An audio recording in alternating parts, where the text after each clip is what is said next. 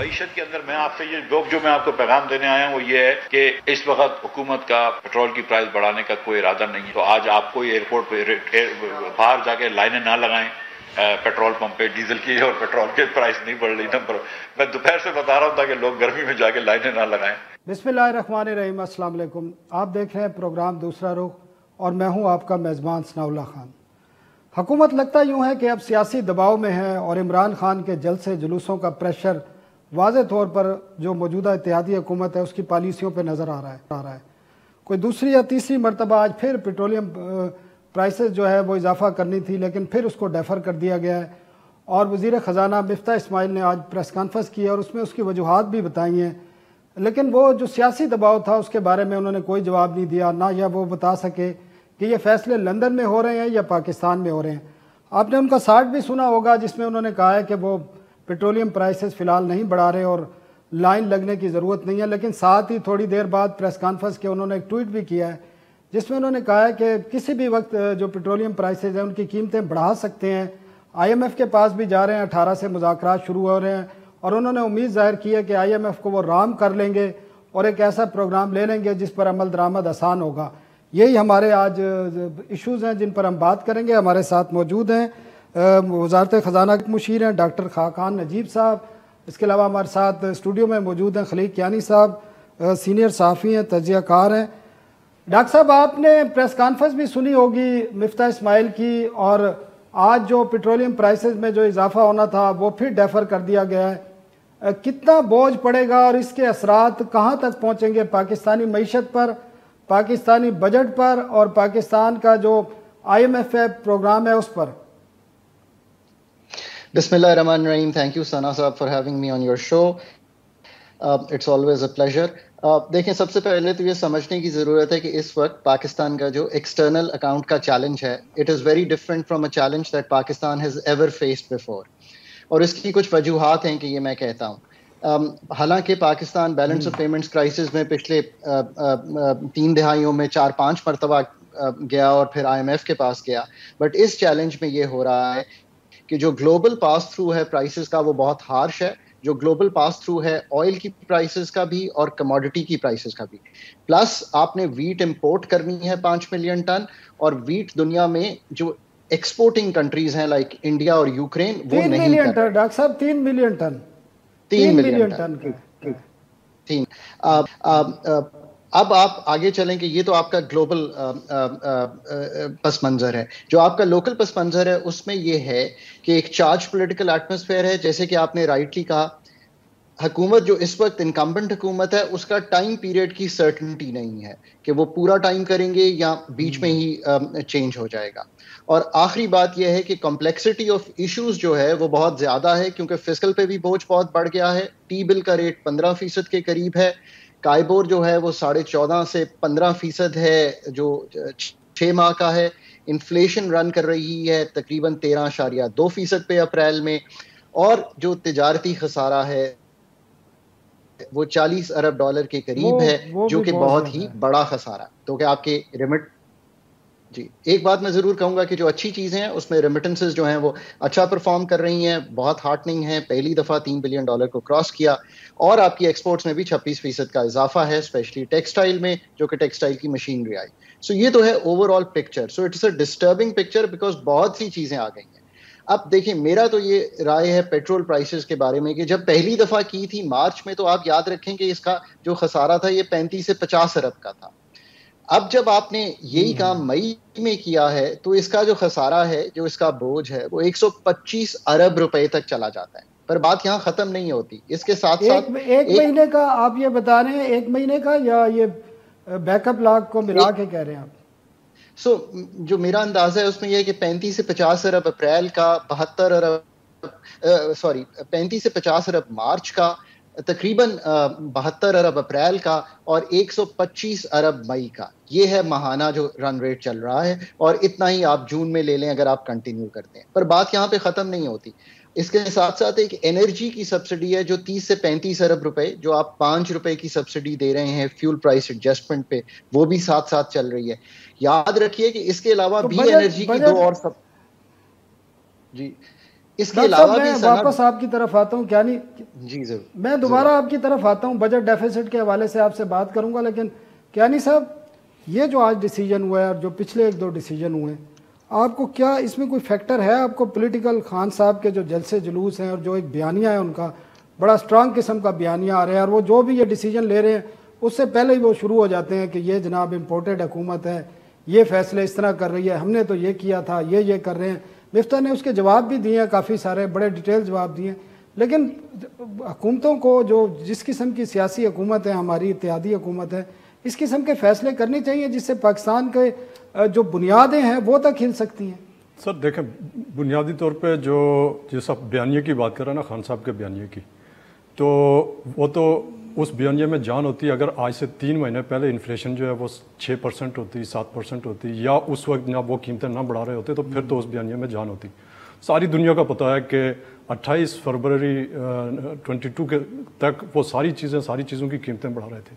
لہٰذا اگر بہت شارٹ عوام کی میموری نہ ہو تو ان کو پتہ ہے کہ 28 فروری کو ایک دنیا چینج ہو گئی، اس لیے کہ ان کی حکومت جا رہی تھی. تو لہٰذا اس بیانیے میں تو کوئی جان نہیں ہے. لیکن یہ آپ کہہ رہے ہیں، لیکن ان کے فالوور اس کو ماننے کو تیار نہیں. سر ان کے فالوور تو نہیں مانیں گے. وہ فالوور ان کے ساتھ پہلے بھی تھے، وہ فالوور ان کے ساتھ اب بھی ہیں، وہ آئندہ بھی رہیں گے، اس سے کوئی فرق نہیں پڑتا. لیکن جو جنرل پبلک ہے وہ اس بیانیے کو بائی نہیں کرتی، اس لیے کہ یعنی 28 فروری کے بعد کوئی قیامت تو نہیں آئی نا، اور انہوں نے اس دن ریٹ چینج کیا جس وقت ان کو کنفرم ہوا کہ اب میں گیا.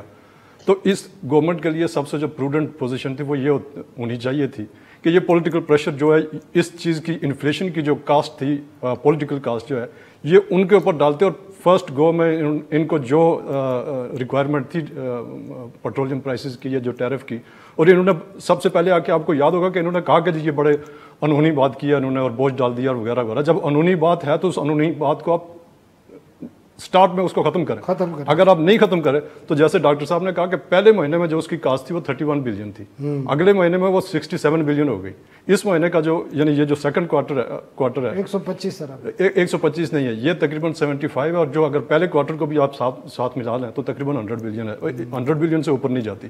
تو اب تو یہ کاسٹ بڑھ رہی ہے. اچھا بات یہ ہے کہ آپ یہ ان ٹارگیٹڈ سبسڈیز، جس کو آپ نے سنا بھی ہوگا کہ مفتاح صاحب کہتے ہیں کہ پجاروں والوں کو اتنی مل رہی ہے اور ٹرک والے کو اتنی مل رہی ہے، آپ اس کو تو پھونکنے کے لیے تیار ہیں، ان ساری چیزوں میں دینے کے لیے تیار نہیں ہے جو آپ نے پاور پروڈیوسرز کے دینے ہیں، جس کی وجہ سے آپ کی لوڈ شیڈنگ ابھی ہو بھی رہی ہے اور آپ نے آرٹیفیشلی اس کو روکی ہوئی ہے. لاسٹ کچھ دن میں آپ کو یاد ہوگا جو چینیوں کے ساتھ معاملات تھے، ان کے جو انویسٹر تھے، انہوں نے کہا جی آپ اگر اگلے چند روز میں ہمیں پیسے نہیں دیں گے تو ہمارے پاس فیول کے لیے بھی پیسے نہیں اور پلانٹ بند ہو جائے. آج تک کی ڈیٹ میں تو نہیں دیے.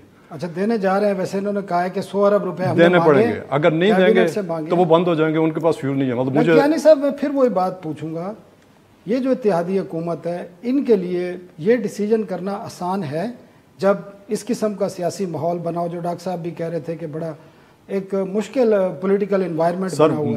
مشکل انوائرمنٹ ضرور ہے، لیکن جب آپ نے حکومت لیا نا تو آپ کو پتہ ہے کہ کیا چیلنج ہے. آپ یہ نہیں کہہ سکتے کہ جی ہمیں تو اچانک پتہ چلا. آپ نے جس دن حکومت سنبھالی اس دن آپ کو پتہ تھا کہ یہ چیلنج اس کے بعد بڑھ رہے ہیں.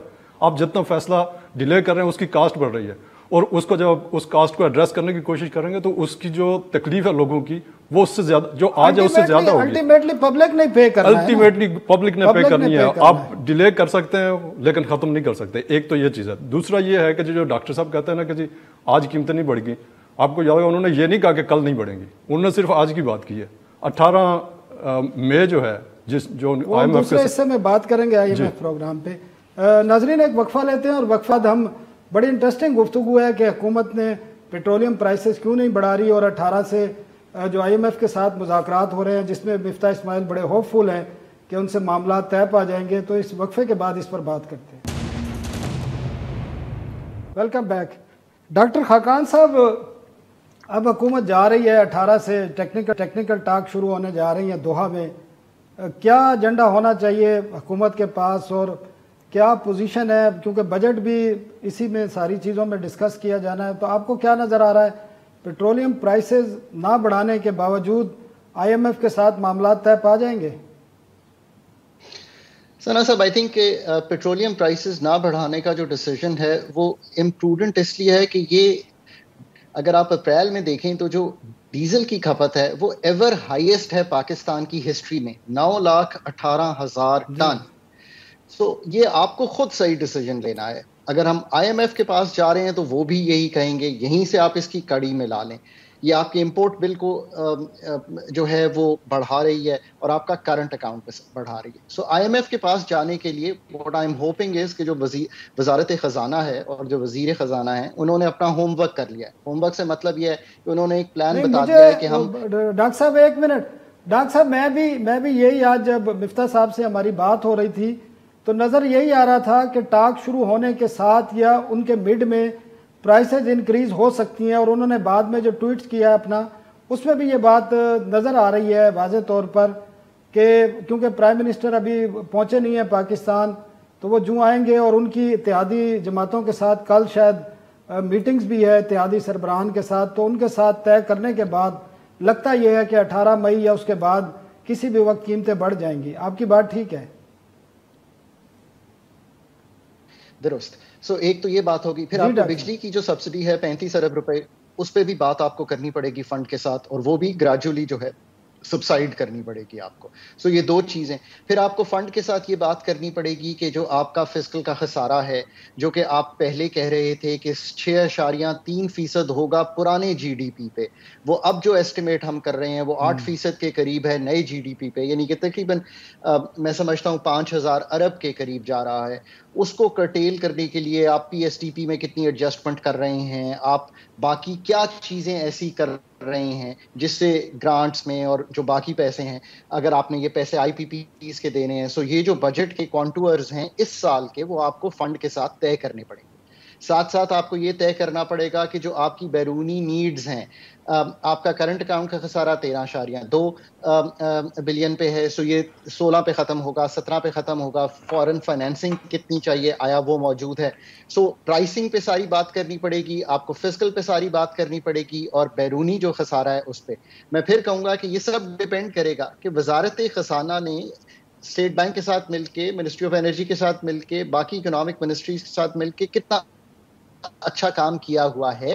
جو memorandum of economic and financial policies ہے اس کو کتنے غور سے دیکھا ہے, جو 6 ریویو کا ہے, جو 7ویں ریویو کا بننا ہے. اصل میں تو ثنا بھائی بات یہ ہے کہ ملکوں کو خود اپنا ایم ای ایف پی لکھنا چاہیے. جہاں پہ آئی ایم ایف کا پروگرام اچھا نیگوشیٹ ہوا ہے وہ وہیں ہوا ہے جہاں پہ ملکوں کو ایم ای ایف پی لکھنے کی قابلیت تھی, صلاحیت تھی, اور انہوں نے وہ لکھا اور پھر وہ سیٹ آف پالیسیز پریزنٹ کیا کہ جی ہاؤ ول وی ریز ہمارے پاس. آپ کیا سمجھتے ہیں, کیونکہ آپ خود وزارت خزانہ میں رہے, ہمارے پاس کیپیسٹی نہیں ہے اس قسم کی؟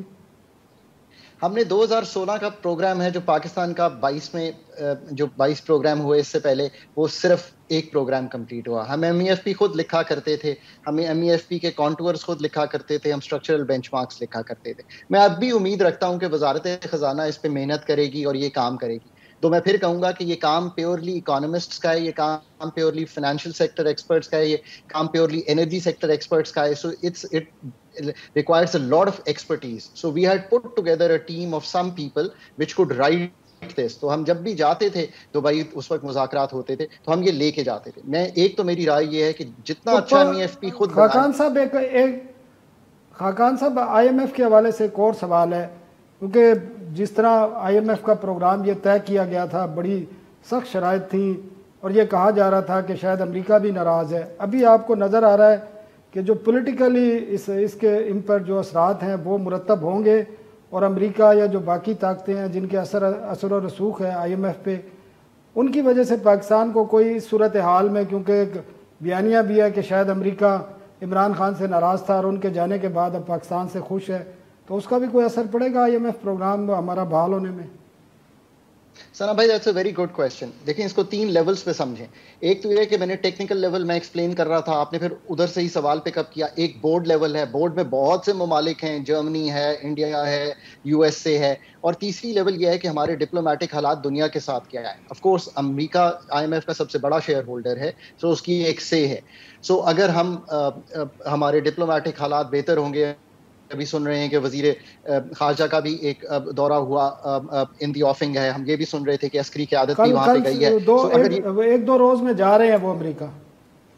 श्योरली। सो अगर जो सबसे बड़ा शेयर होल्डर हो किसी भी अदारे का, अगर उसका नॉट जो है वो पॉजिटिव साइड पे हो और आपका टेक्निकल वर्क अच्छा हो और आप बाकी बोर्ड मेंबर्स को भी एड्रेस करें, देखिए जर्मनी को भी जरूर एड्रेस करें, सो अगर आप इनको भी करेंगे तो ये है the way to get your IMF programme done.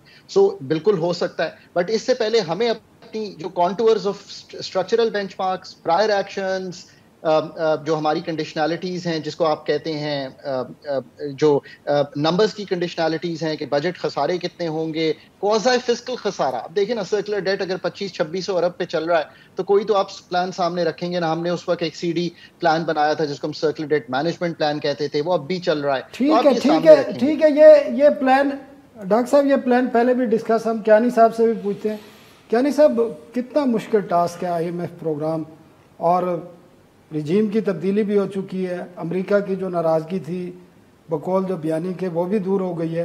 अब पाकिस्तान को उस किस्म का प्रोग्राम अब बहाल होगा कि जिसमें इतनी ज़्यादा सख्त शराइत नहीं होंगी जो पहले हुई थी। सर पॉलिटिकली और डिप्लोमेटिकली जो उसकी है ना गुड विल, वो तो ज़रूर काम आती है किसी हद तक, लेकिन जो होमवर्क है, जो टेक्निकल लेवल की चीज़ें हैं, जो आपने अपना डेफिसिट से पूरा करना, जो आपने वो जो आपको याद होगा बड़े रिपीटेडली तरीन साहब कहते थे कि जी 5 प्रायर एक्शंस हमने उनके साथ तय किए हैं, उन 5 प्रायर एक्शंस को हमने पूरा करके फिर रिवर्स गियर में डाल दिया।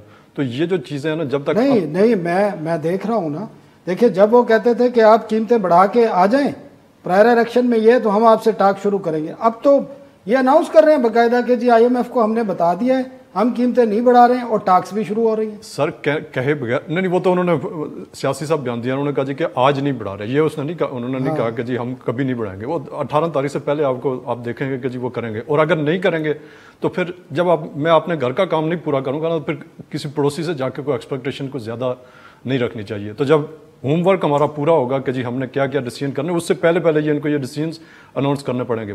मेरी इतला ये है कि जी जो अपना पावर डिवीज़न है वो ऑलरेडी वो जो पैकेज है उसका इलेक्ट्रिसिटी सब्सिडी वाला, उसको विड्रा करने के लिए वो समरी मूव कर चुकी हुई है। और वो जो 5 रुपये और उसके साथ जो फ्यूल एडजस्टमेंट है वो तो ये जिस तरह आज मिफ्ता भी कह रहे थे समरी मैंने भी भेजी है लेकिन वो रिजेक्ट हो जाती है। नहीं, उन्होंने रिजेक्ट नहीं की, आप उनके लफ्जों पे गौर करें। वो कह रहे हैं कि जी शहबाज शरीफ साहब ने कहा कि जी मैं रास्ते में आज तो नहीं कर रहा, कल की उन्होंने बिल्कुल बात नहीं की। क्योंकि ये दोनों सेक्टर को देख रहे हैं, फाइनेंस को भी और पावर सेक्टर को भी, आपको नजर आ रहा है कि ये फैसले इधर होते हैं या लंदन में होते हैं? क्योंकि जो पॉलिटिकल हीट है वो दोनों जगह पे महसूस की। सर अगर इधर फैसले होते हैं ना तो फिर इनके लंदन जाने से पहले ये फैसले हो चुके होते हैं। तो जब ये लंदन गए हैं तो अगर यहाँ होते भी हैं तो उसका इंप्रेशन यही है कि वो वहाँ से हो रहे हैं। आपको याद होगा एक ज़माने में अपना MQM की राब्ता कमेटी होती थी, एक साहब वहाँ से बैठ के यहाँ वो ऐलान करते थे फ़ोन के ऊपर, और वो फैसला उसको कहते हैं कि राब्ता कमेटी का फैसला।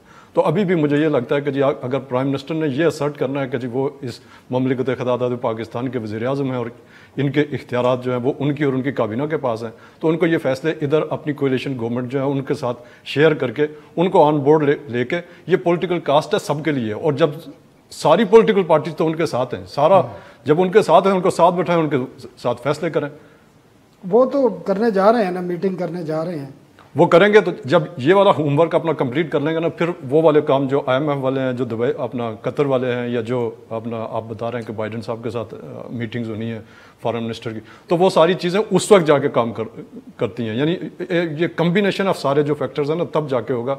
सिर्फ एक बंदे के साथ हमारी अगर कोई गुडविल है अमेरिका में या बरतानिया में या किसी जगह के ऊपर, तो उससे काम नहीं चलता। आपको ये सारा एक्ट पुट टुगेदर करना पड़ेगा, तब जाके काम बनता है। मतलब आपको नज़र आ रहा है कि 18 मई से पहले या 18 मई के फौरी बाद बिजली की जो सब्सिडी है 5 रुपए की, जो साबिक हुकूमत ने 30 जून तक फ्रीज की थी और रियायत भी की थी, और पेट्रोलियम प्राइसेज हैं, वो दोनों को पास ऑन करना पड़ेगा।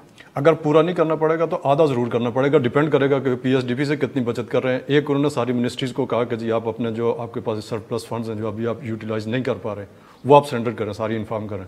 तो इन सारी चीज़ों के ऊपर डिपेंड करेगा कि जी वहाँ से कितनी सेविंग आ रही है, आ भी रही है कि नहीं आ रही है। अगर नहीं आ रही वो उन साइडों से सेविंग, या PSDP से 500 से ये ऊपर एक्सीड कर जाते हैं खर्च करने में, तो फिर तो इनको ये पूरा करना पड़ेगा। और अगर वहाँ से कुछ सेविंग ज़्यादा हो रही है, यहाँ से फिर ज़रा आपको पास ऑन जो बोझ आवाम के ऊपर वो कम करना पड़ेगा। ठीक है क्यानी साहब, नाज़रीन एक वक्फा लेते हैं और वक्फे के बाद डॉक्टर खाकान और क्यानी साहब से पूछेंगे। बजट भी करीब आ रहा है और महंगाई बहुत ज़्यादा है, तो देखते हैं कि आइंदा बजट में ان جو ماہرین ہیں یہ کیا کہتے ہیں کہ بجٹ میں کتنے پریشرز آئیں گے عوام پر اور کس طرح ان کو فیس کرنا پڑے گا، اور آیا کہ اتحادی حکومت اس کی سیاسی قیمت ادا کرنے کے لیے تیار ہے؟ ایک وقفے کے بعد ویلکم بیک۔ ڈاکٹر صاحب آپ نے دیکھا اس وقت انفلیشن 13.2% ہے اور ایس پی آئی جو آئی ہے لاسٹ ویک وہ بھی تیزی سے اضافہ ہوا ہے، کھانے پینے کی اشیاء ہیں۔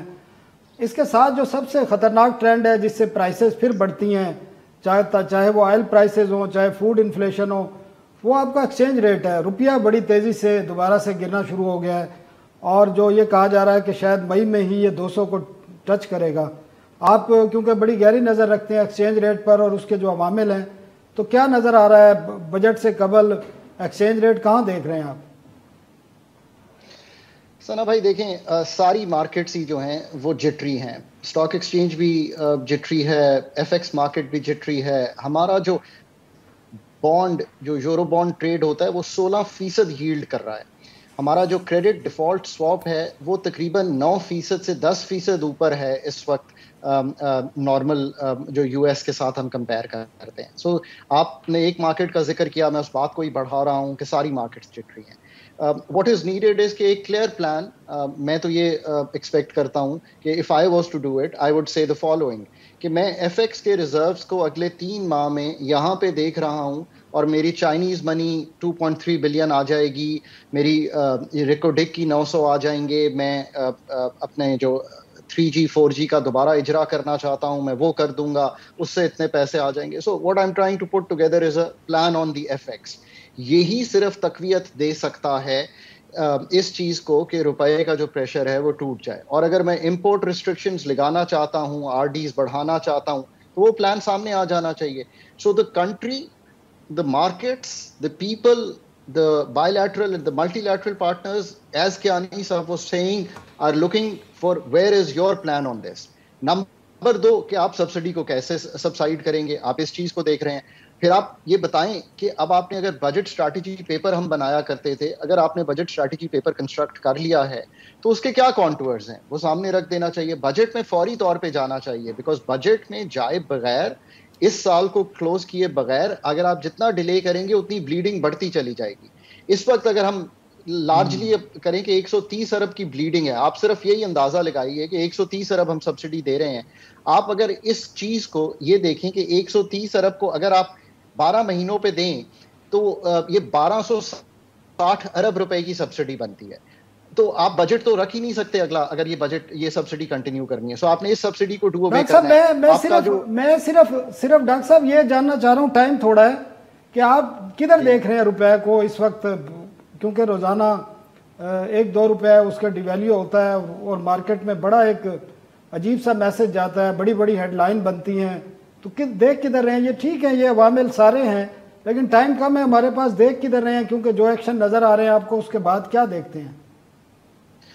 سنا بھائی، it's always for people like is not correct کہ ہم اس پہ کامنٹ کریں، پر اس کے محرکات یہ ہیں کہ یہ ڈپینڈ کرے گا پیورلی کہ فنڈ کے ساتھ 18 سے کیا ہوتا ہے، یہ ڈپینڈ کرے گا کہ کرنٹ اکاؤنٹ کا خسارہ کیا آتا ہے جو اپریل کا خسارہ ہے، یہ ڈپینڈ کرتا ہے کہ امپورٹ میجرز کیا آتے ہیں، یہ ان 3 چیزوں پہ ڈپینڈ کرے گا کہ روپیہ جو ہے وہ کیسے بیہیو کرتا ہے۔ بٹ رائٹ ناؤ وہ ٹھیک ہے۔ ڈاکٹر صاحب بہت شکریہ، ڈاکٹر صاحب بہت شکریہ۔ کیانی صاحب، ڈاکٹر صاحب جو بتا رہے ہیں، میرا بھی کنسرن ہے، پاکستان کی عوام کا بھی کنسرن ہے کہ روپیہ آپ کا وہ پنجابی میں کہتے ہیں لیرو لیر ہو چکا ہے، اور آج سے نہیں ہوا، آپ کو پتہ ہی ہے 2-3 سال ہو گئے ہیں۔ جس دن خان صاحب گئے تھے 189 پہ تھا اور اب 192 پہ ہے، تو اسی سے باقی چیزیں بھی لنک ہوتی ہیں، آپ کی پیٹرولیم پرائسز بھی ہیں، آپ کی انرجی کی پرائسز، بجلی کی پرائسز، آپ کی جو امپورٹ، کیونکہ اس وقت جو بتایا جا رہا ہے 75 بلین ڈالر تک چلی جائیں گی، آپ کا تقریباً کوئی 14-15 ارب ڈالر کی آپ فوڈ کی چیزیں امپورٹ کرتے ہیں، اپنے کسانوں کو نہیں دیتے، امپورٹ کرتے ہیں ہم ان چیزوں کو۔ تو آپ کدھر دیکھ رہے ہیں؟ آپ کا روپیہ اسٹیبلائز ہوگا اس نئے اقدامات سے یا IMF پروگرام میں جانے سے دوبارہ سے؟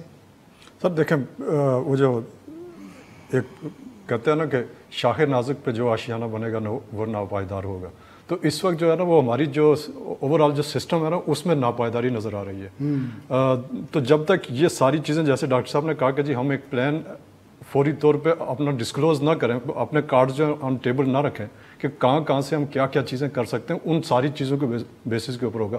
अदरवाइज़ तो ये एक साइकोलॉजिकल बैरियर है जो किसी भी वक्त अबूर हो सकता है। अल्लाह करे कि उस यहाँ से नीचे ही जाए, और जो IMF का जो प्रोग्राम है उसके साथ इसका बड़ा लिंक होगा, और चूंकि उसी में सारे अगले जो बजट के चीज़ें हैं वो सारी उसके साथ सेट होनी है। लेकिन ये जो दरमियान का पीरियड है ना, जो यानी अगला एक क्वार्टर 8-10 दिन तो IMF के साथ नेगोशिएशंस में होंगे, फिर उनके साथ जो बोर्ड अप्रूवल, तो ये अगेन वो ऑलमोस्ट बजट और end of the financial year ही जाके बनता है। तो तब तक ये थोड़ी बहुत ही जो ब्लीडिंग है ये तो होती रहेगी, और इस दौरान जो है जब ये नापायदारी होती है ना, तो फिर ये मार्केट प्लेयर्स जो हैं वो अनस्क्रूपुलस एलिमेंट्स जो हैं वो उनके साथ बड़ा प्ले कर सकते हैं। तो लिहाजा यानी जब तक ये सारी चीज़ें क्लियर नहीं हो जाती, बजट की यानी फाइनेंशियल ईयर एंड तक ये अनसर्टेनिटी रहती है, और इस अनसर्टेनिटी की कीमत जो है वो एक्सचेंज रेट में फ़र्क भी पड़ता रहेगा। मतलब उससे बेहतरी आएगी, अल्लाह करे कि बेहतरी। लेकिन जो एनवायरनमेंट है उससे हमारा बजट से आवाम पर कितना प्रेशर आएगा मुख्तलिफ हवाले से? आप सर बहुत सारी चीज़ें फैसले करने पड़ेंगे इस दफ़ा, चूँकि बजट जो है ये जो बैकलॉग अभी आप कैरी कर रहे हैं ये भी उस बजट में जाके कवर करना है आपको, और जो अगले साल के जो फाइनेंशियल्स हैं उनको भी सारों को उसमें देखना पड़ेगा आपको, और उसी के हिसाब से आपने जो अपने बजटरी मेजर्स हैं, जो आपने टैक्स लगाना है, जो ड्यूटीज़ लगानी है, जो इंपोर्ट्स को रोकना है या जो एक्सपोर्ट्स को बढ़ाना है, वो सारी चीज़ें उस बजट में आएंगी। तो ये जो इस दफ़ा का बजट है ये अनयूजुअल बजट होगा इन द सेंस कि ये पिछला बैकलॉग और अगला एक साल जो है उसको कवर करेगा। ठीक है खलीक कियानी साहब, डॉक्टर खाकान नजीब साहब, आप दोनों मेहमानों का बहुत शुक्रिया। एक वक्फा लेते हैं और वक्फे के बाद हम एक स्टोरी डिस्क्लोज करेंगे कि एक जो बयानिया सामने आया है कि पाकिस्तान ने शायद जो इत्तेहादी हुकूमत है इसने भारत के साथ तिजारत बहाल की है, वो असल कहानी है क्या, उस पर हम रोशनी डालेंगे, लेकिन एक वक्फे के बाद। वेलकम बैक नाजरीन। वज़ीर आज़म शहबाज शरीफ ने गुज़श्ता दिनों एक समरी पर दस्तखत किए हैं जिसके तहत उन्होंने 15 ममालिक हैं जो पाकिस्तान है, 15 ममालिक में पाकिस्तानी सफारत खाने हैं, उनमें ट्रेड अताशी और ट्रेड मिनिस्टर तैनात किए हैं। और इस हवाले से जब ये फ़ैसला सामने आया तो PTI के जो लोग हैं या उनकी जो क़यादत है, जिस तरह शाह महमूद कुरैशी हैं, फवाद चौधरी हैं, डॉक्टर शहबाज गिल है, उन्होंने सोशल मीडिया पर और प्रेस कॉन्फ्रेंसों के ज़रिए एक हंगामा खड़ा कर दिया और कहा गया कि भारत के साथ इस हुकूमत ने, इम्पोर्टेड हुकूमत जिसको वो कहते हैं, ने भारत के साथ जो तिजारत है वो बहाल कर दी है। इसमें असल कहानी है क्या, ये हम चीज़ आज सामने लेकर आएंगे और डॉक्यूमेंट्स भी दिखाएंगे, वो समरियाँ भी दिखाएंगे और वो तरीक़ाकार भी बताएंगे और क्या था ये सारा मामला, इससे हम पर्दा उठाएंगे। और ये पर्दा उठाएंगे हमारे सीनियर रिपोर्टर हैं ताहिर शिरानी। शिरानी साहब, ये है क्या जिस तरह इसको अपोजिशन की तरफ से, जो अपोजिशन तो अब नहीं है, अब तो सिर्फ इत्तेहादी हुकूमत है, अपोजिशन जिसको आप PTI कह सकते हैं, वो ये कह रहे हैं कि इस हुकूमत ने भारत के साथ जो है तिजारत बहाल कर दी है और ये मुल्क के साथ गद्दारी हो गई है। तो ये है क्या, असल में कहानी क्या है? देखें, तिजारत तो बहाल करने का कोई फैसला किसी सतह पर भी इस वक्त नहीं हुआ, क्योंकि जो भारत के साथ अगर जो तिजारत बहाल होगी भी तो क्योंकि 2019 में जब तिजारत मुअत्तल की गई थी तो कौमी सलामती कमेटी ने ये फैसला किया था। जब भारत ने आर्टिकल 370 मनसूख किया था और मकबूजा कश्मीर की खसूसी हैसियत ख़त्म की थी, तो कौमी सलामती ने सफारती ताल्लुकात भारत के साथ महदूद और तिजारत मुअत्तल कर दी थी। तो उसके बाद न सिर्फ ये कि सितंबर 2019 में, यानी महीना भी पूरा नहीं हुआ था, पाकिस्तान ने भारत के साथ तिजारत में नरमी कर दी थी, जो पिछली हुकूमत थी PTI के दौर में। अच्छा, वो किस तरह की थी? जो ज़िंदगी बचाने वाले अद्वियात थी उनकी तिजारत भारत के साथ शुरू हो गई थी, इंपोर्ट करने की। जी बिल्कुल, तो वो हो गई थी। उसके बाद पिछले साल मार्च में इक्तिसादी राब्ता कमेटी में जब PTI की हुकूमत थी, हमाद अज़हर वज़ीर ख़जाना थे और चेयरमैन ECC थे, तो उस वक्त भी एक वज़ारत तिजारत ने वज़ीर आज़म की मंजूरी के बाद, जो इमरान खान ने बतौर वज़ीर तिजारत, उस वक्त मुशीर तिजारत थे अब्दुल रज़ाक दाऊद, वज़ीर आज़म उसके इंचार्ज वज़ीर थे तिजारत के, तो उनकी मंजूरी से ECC में समरी भी गई थी कपास और चीनी दरामद करने की भारत से। ECC ने मंजूरी दे दी थी, लेकिन काबीना ने फिर मंजूरी नहीं दी, एक क्रिटिसिज्म हुआ, तो उसके बाद वो मामला आगे नहीं बढ़ा। तो उसके बाद दिसंबर 2021 में जब वज़ीर आज़म इमरान खान थे, तो उस वक्त उन्होंने एक समरी की मंजूरी दी कि बैरून मुल्क 51 ट्रेड अफसरान तैनात करने का जो अमल है वो शुरू किया। वो खाली असामियाँ थी ना और अप्रूव्ड पोस्ट हैं। वो खाली असामियाँ कुछ हो रही थी, कुछ होने वाली थी, पूरा एक साल के अमल दौरान उन्होंने अपॉइंटमेंट्स करनी थी 51। तो आप ही के प्रोग्राम में हमने तकरीबन 4 महीने कबल ये एक इशू उठाया था, کچھ تحفظات اٹھے تھے اس پروسیس پہ. تو اس کے بعد پھر دوبارہ وزیر اعظم نے جو 51 ٹریڈ افسران کی تعیناتی کا عمل تھا اس کو روک دیا تھا. صرف 17 کو انہوں نے منظور کر دیا کہ مارچ تک کریں اس کو, باقی جو ہے وہ 34 دسمبر 2022 تک کیا جائے. اس میں انڈیا میں بھی تعیناتی تھی. پھر جو 17 ہیں اس میں سے بھارت بھی شامل تھا. 17 منظور کیے تھے عمران خان نے, اس میں انڈیا میں بھی ٹریڈ منسٹر تعینات. بالکل, بھارت بھی اس میں شامل تھا. نئی دہلی میں ٹریڈ منسٹر کی اس میں تعیناتی کی, اس کی منظوری کے بعد پروسیس شروع ہوا تھا.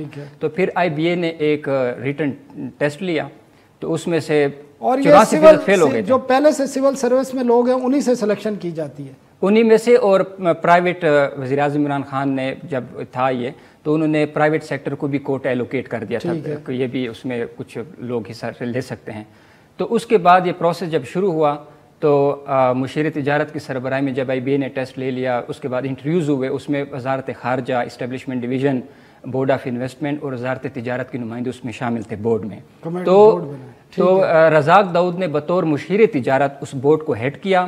انہوں نے جو شارٹ لسٹنگ کی اور انہوں نے بطور مشیر تجارت سمری بھجوائی اس وقت کے وزیر اعظم عمران خان کو 1 اپریل کو. 1 اپریل کو. اور ان کی حکومت کس دن ختم ہوئی ہے؟ یہ تو جب 3 اپریل کو جب نو کانفیڈنس موشن ہوا تو اس کے بعد اسی دن انہوں نے اسمبلی تحلیل کر دی تھی. یہ ٹریڈ اتاشی تعینات کرنے تھے جو سمری تھی جس میں سے 15 ٹریڈ افسران تعینات کیے جانے تھے. 15 ٹریڈ افسران تعینات کیے جانے تھے 15 اسٹیشنز پہ.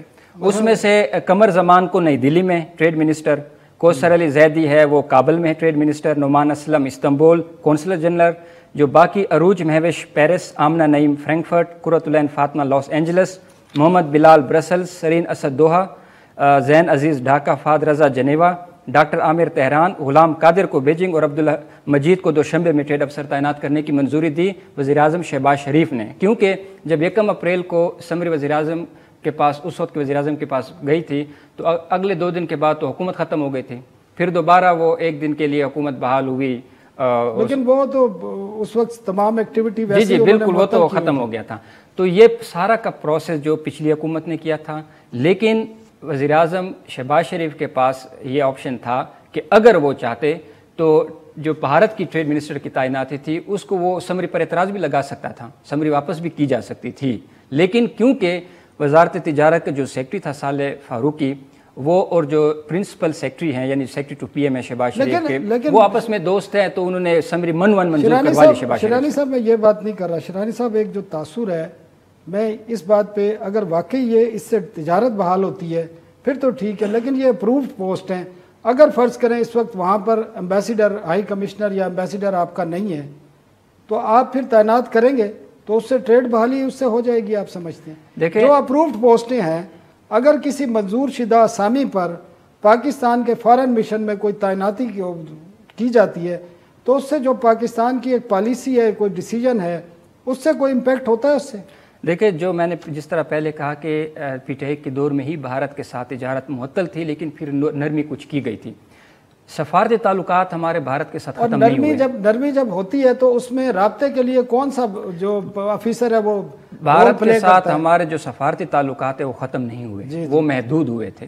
ٹھیک ہے, تو اگر یہ ٹریڈ منسٹر کی تعیناتی وہاں پہ ہوتی ہے تو نہ صرف یہ کہ چلو تجارت ہمارے ساتھ ان کی محدود پیمانے پہ ہے نا, سفارتی تعلقات بھی محدود پیمانے پہ ہے, تو وہاں پہ رہ کر جو بھارت کے بیسٹ پریکٹسز ہیں وہ دیگر ممالک کے ساتھ ان کی جو ٹریڈ ہے وہ کس طرح ہو رہی ہے, کیسے اس کو دیکھا جا سکتا ہے. اس کے وہاں پہ جو اچھے بھارت کے ساتھ, بھارت کے جو دیگر ممالک کے ساتھ ٹریڈ کے حوالے سے اچھے تعلقات ہیں اس کو بہتر کیا جا سکتا ہے. جو ٹریڈ آفیسر کی تعیناتی کا مطلب یہ نہیں ہے کہ حکومت نے تجارت بحال کرنے کا فیصلہ کیا اور 2019 کا جو فیصلے واپس لے لیا, کیونکہ یہ صرف حکومت نے تجارت بحال نہیں کرنی بھارت کے ساتھ, اس میں اور بھی سٹیک ہولڈرز ہیں, اور یہ قومی سلامتی کمیٹی کا فیصلہ ہے جس میں اور بھی لوگ شامل ہیں. یہ حکومت وقت فیصلہ نہیں کر سکتی ہے, بڑا کلیئر کٹ فیصلہ ہے. بہت شکریہ طاہر شیرانی. ناظرین, آپ نے سنا بھارت کے ساتھ کسی قسم کی کوئی تجارت نہیں ہوئی ہے, ایک روٹین کی تعیناتی تھی, جس طرح ایک جو اپرووڈ اسامی ہوتی ہے اس پر تعیناتی ہے, اور اس کا سارا پروسیس جو سابق حکومت ہے انہوں نے مکمل کیا, اور 1 اپریل کو سمری بھیجی گئی, لیکن 3 اپریل کو کیونکہ حکومت ختم ہو گئی تھی تو نئی آنے والی حکومت نے معمول کے طور پر اس سمری کو اپروو کیا. اس میں تجارت بھارت سے کوئی بحال نہیں ہے, تجارت جو 2019 میں معطل کی گئی تھی اسی طرح معطل ہے. ہم آئندہ ہفتے تک کے لیے اجازت چاہتے ہیں آپ سے. اللہ حافظ.